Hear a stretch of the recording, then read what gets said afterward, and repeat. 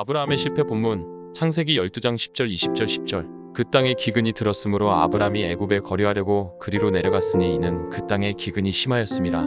아브라함은 하나님께서 자기에게 내 본토 친척 아비 집을 떠나 내가 내게 지시할 땅으로 가라 고하시는 하나님의 명령을 듣고 그의 나이가 비록 75세였고 자기 주위에 있는 사람들이 전부 반대했지만 오랜 세월 탄탄한 삶의 기반을 잡아놓은 하란을 떠나서 한 번도 가보지 않았던 미지의 땅 가나안으로 들어갔습니다. 우리 생각에는 아브라함이 그렇게 힘든 상황에서 지키기 힘든 하나님의 명령에 순종했으니까 이제 그의 삶은 하나님께서 전부 다 책임져 주셔서 항상 형통한 일만 계속 될 것 같습니다.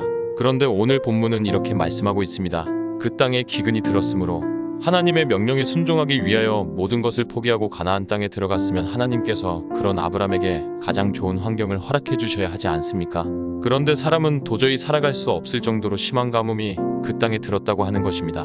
하나님께서는 아브라함이 만난 이 상황을 통하여 우리가 하나님의 명령에 순종하며 나아가는 그 삶 한가운데에도 우리로서는 도저히 이해할 수 없는 어려움과 고난이 닥친다는 것을 말씀해주고 계십니다. 분명히 그 고난은 하나님께서 허락해 주시는 것인데 그 고난이 왜 오는지를 하나님께서는 오늘 본문을 통하여 말씀해주고 계십니다. 하나님의 명령을 따라서 가나안으로 들어간 아브라함에게 하나님께서 기근을 허락해 주셨을 때 보여주었던 아브라함의 반응에 대하여 오늘 본문은 이렇게 말씀하고 있습니다. 아브라함이 애굽에 거류하려고 그리로 내려갔으니 이는 그 땅에 기근이 심하였음이라. 아브라함은 하나님께서 분명히 가나안으로 들어가라고 하셨기 때문에 기근이 아무리 심해도 처음에는 가나안을 떠나지 않고 버텨보려고 안간힘을 썼을 것입니다. 그런데 아무리 시간이 흘러도 기근이 해결될 것 같은 기미가 보이지 않았습니다. 그렇게 계속해서 버티다가는 자기뿐만 아니라 자기 가족과 자기 집에서 일하는 사람들과 그 가축들까지 전부 다 몰살당할 것만 같았습니다. 그래서 아브라함은 도저히 버티지 못하고 가족들을 데리고 애굽 땅으로 내려갔습니다.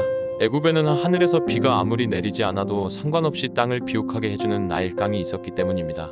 11절에서 13절 그가 애굽에 가까이 이르렀을 때 그의 아내 사레에게 말하되 내가 알기에 그대는 아리따운 여인이라. 애굽 사람이 그대를 볼 때 이르기를 이는 그의 아내라 하여 나는 죽이고 그대는 살리리니 원하건대 그대는 나의 누이라 하라.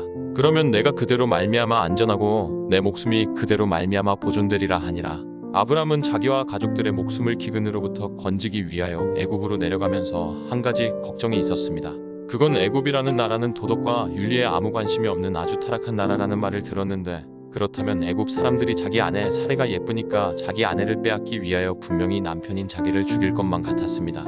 애굽으로 내려가는데 그 생각이 아브람의 머리에서 떠나가지를 않았습니다. 그래서 아브람은 한 가지 묘책을 생각해냈는데 그것은 자기 아내 사레를 자기 누이 동생이라고 애굽 사람들을 속이는 것입니다. 그러면 그들도 자기 아내를 차지하기 위하여 자기를 죽이는 일은 일어나지 않을 것 같았습니다.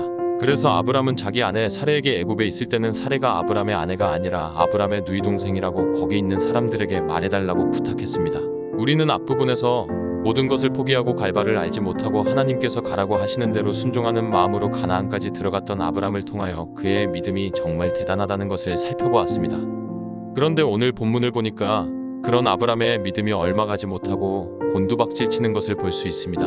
오늘 본문에 나오는 아브람을 보니까 그도 우리와 전혀 다르지 않고 자기 힘으로 도저히 감당할 수 없는 어려움이 오니까 믿음을 저버리고 두려워 벌벌 떨며 해서는 안 되는 거짓말까지 하는 것을 보게 됩니다. 바로 이것이 아브람의 원래의 모습이 아닐까요? 아브람이 아주 대단한 사람인 줄 알았는데 우리와 전혀 다를 게 없다는 것입니다. 우리는 여기서 아브람이 믿음을 포기하고 하나님의 말씀을 떠나서 환경에 완전히 피동되는 모습을 볼 수 있는데 그럴 때 사람이 어떻게 되는지를 아브람을 통하여 잘 알 수 있습니다. 그럴 때는 두려움이 그 사람을 사로잡아 버립니다. 우리는 아브람이 하나님의 명령을 따라서 갈 바를 알지 못하고 갈 때 그런 아브람에게서 두려움을 전혀 느낄 수가 없었습니다. 그런데 그런 아브람이 끝까지 버티지 못하고 철저하게 환경에 피동될 때 두려움에 완전히 사로잡혀서 어쩔 줄을 몰라 하는 모습을 볼 수 있습니다. 바로 이것이 우리가 믿음을 포기하고 하나님의 말씀과 상관없이 이 세상과 타협할 때 일어나는 일입니다. 그럴 때 우리에게 가장 먼저 일어나는 현상이 우리 마음이 두려워서 견딜 수가 없게 된다고 하는 것입니다. 사람이 두렵고 세상이 두렵고 우리 주변에 있는 모든 것이 다 두렵습니다. 그래서 그들이 시키는 대로 그들이 하자고 하는 대로 따라갈 수밖에 없는 것입니다. 하나님께서는 오늘 본문의 아브람을 통하여 그걸 우리에게 말씀해주고 계십니다.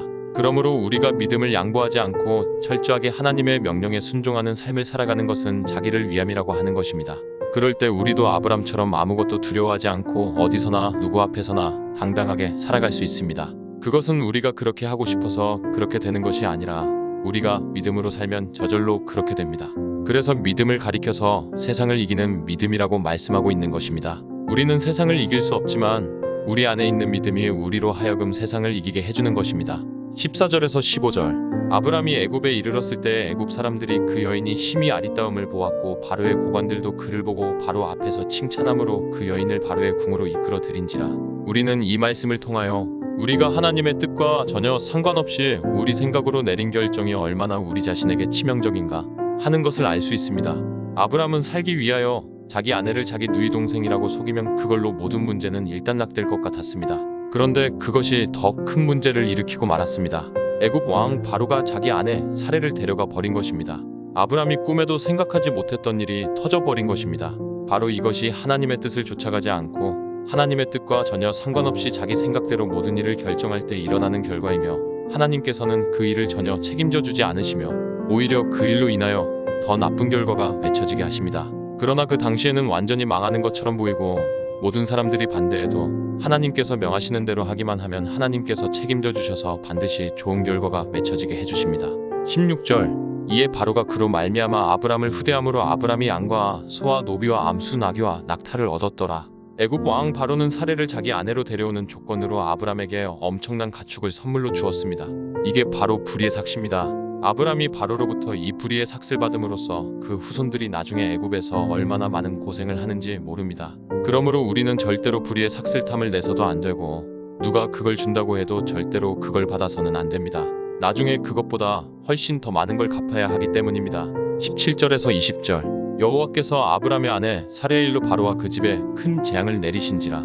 바로가 아브람을 불러서 이르되 내가 어찌하여 나에게 이렇게 행하였느냐? 내가 어찌하여 그를 내 아내라고 내게 말하지 아니하였느냐? 내가 어찌 그를 누이라 하여 내가 그를 데려다가 아내를 삼게 하였느냐? 내 아내가 여기 있으니 이제 데려가라 하고 바로가 사람들에게 그의 일을 명하매 그들이 그와 함께 그의 아내와 그의 모든 소유를 보내었더라. 아브람은 자기 목숨을 지키기 위하여 자기 아내를 누이라고 속였는데 그 일로 인하여 자기 아내를 바로에게 빼앗겨 버렸습니다. 이제 아브람에게는 모든 희망이 다 사라져 버렸습니다. 애굽 왕이 자기 아내를 빼앗아 갔는데 무슨 수로 그 아내를 되돌려 받겠습니까? 이와 같이 이제 아브람에게 모든 희망이 다 사라져 버렸을 때 드디어 하나님께서 개입해 주셨습니다. 하나님께서는 바로의 집에 큰 재앙을 내리셔서 바로가 도저히 견디지 못하고 사레를 아브람에게 되돌려 줄 수밖에 없도록 만들어 버리셨습니다. 바로가 겉으로는 큰 소리로 아브람을 책망하면서 사레를 되돌려 주었지만 그는 아마 속으로는 두려워 벌벌 떨었을 것입니다. 아브람은 이번 사건을 통하여 참으로 많은 것을 배웠을 것입니다. 아무리 견디기 힘이 들어도 하나님의 명령을 따라서 움직이는 것이 가장 안전하며 가장 현명하다는 것을 그는 분명히 배웠을 것입니다. 그리고 그는 하나님의 능력이 얼마나 대단한지를 그의 두 눈으로 분명히 보았습니다. 그 당시 전 세계에서 최고 강대국이었던 애굽 왕 바로가 벌벌 떨면서 복종할 정도면 어느 누가 그 하나님을 당할 수 있겠습니까? 바로 이분이 우리가 믿고 섬기는 하나님이신 줄 믿으시고 모든 것을 하나님께 맡기고 오직 하나님의 인도만 따라가실 수 있기를 바랍니다. 그렇게 함으로써 그 하나님께서 책임져 주시는 복된 삶을 살아가시는 저와 여러분들이 다 되시기를 주님의 이름으로 간절히 소원합니다.